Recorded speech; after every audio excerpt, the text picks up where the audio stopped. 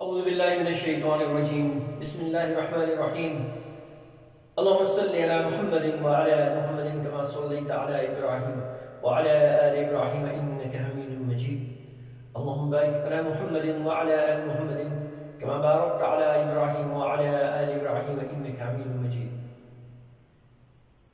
یا اللہ ہمیں نفس اور شیطان کے مکر و فریب کو توڑنے میں کمال عطا فرما لیجیے۔ کبھی آپ لوگوں نے یہ سوچا ہوا ہے کہ نفس اور شیطان کا دونوں کا آپس میں کتنا گہرا تعلق ہے، اور انسان کب ناشکرا ہوتا ہے اور کب بے صبر ہوتا ہے؟ کبھی یہ سوچا ہے آپ لوگوں نے؟ مثال کے طور پہ جب ایک بچے کی ولادت ہوتی ہے، بچہ اس دنیا میں آتا ہے، سب سے پہلے اس کے کان میں آواز دی جاتی ہے اذان کی۔ بس یہیں تک میرا خیال ہے کہ ایک والدین کا فرض ہوتا ہے کہ بچے کے کان میں اذان کی آواز دی جائے تاکہ وہ مسلمان کہلایا جا سکے۔ اب وہ آہستہ آہستہ زندگی کی طرف بڑھ رہا ہے، وہ بچہ، چاہے وہ بچہ ہے یا بچی ہے، والدین دونوں خوش ہو رہے ہیں۔ کبھی ان کو کوئی سا کھلونا لا کے دیتے ہیں، کبھی ان کو کون سا کھلونا لا کے دیتے ہیں۔ آج کل تو خیر ماڈرن دور ہے، ٹیکنالوجی کا دور ہے، ٹیب لا کے دیتے ہیں، لیپ ٹاپ لا کے دے دیتے ہیں، اور یہی بچہ اپنی لائف کی طرف آہستہ آہستہ بڑھتا جا رہا ہوتا ہے، اور بڑھتے بڑھتے وہ تقریباً بڑھ جاتا ہے 3 سال تک کی عمر میں۔ پھر والدین سوچتے ہیں کہ ان کو اسکول میں بٹھایا جائے۔ اب وہ والدین سوچ یہی رہے ہوتے ہیں کہ ان کو کون سے اسکول میں داخل کروایا جائے، اس کی ایڈمیشن کہاں پر کروائی جائے تاکہ یہ بڑا آدمی بن جائے، تاکہ یہ اسٹرانگ بن جائے، تاکہ یہ زیادہ سے زیادہ علم حاصل کر سکے۔ اور انہی سوچوں میں وہ ڈھونڈتا رہتا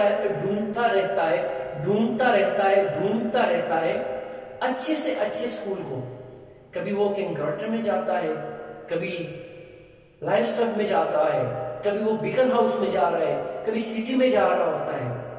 بچے کو انگلی سے پکڑ کے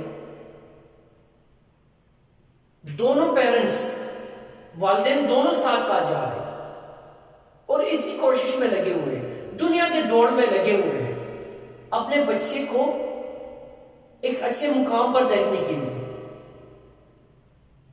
کہ اس کی خواہش ہو اور ہر خواہش اس کی پوری کرتے رہے۔